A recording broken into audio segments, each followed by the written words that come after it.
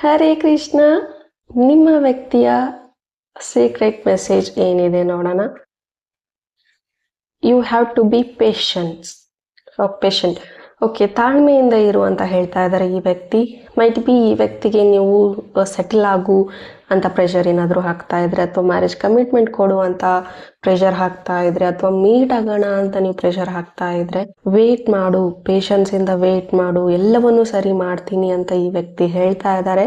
Desperate ಆಗಬೇಡಿ, immediate ಆಗಬೇಕು ಅಂತ ಹೇಳಬೇಡಿ. ದಟ್ ಎಲ್ಲವೂ ನನ್ನ ಕಂಟ್ರೋಲಲ್ಲಿ ಇರಬೇಕು ಅಂತಲೂ ನೀವು ಅನ್ಕೋಬೇಡಿ.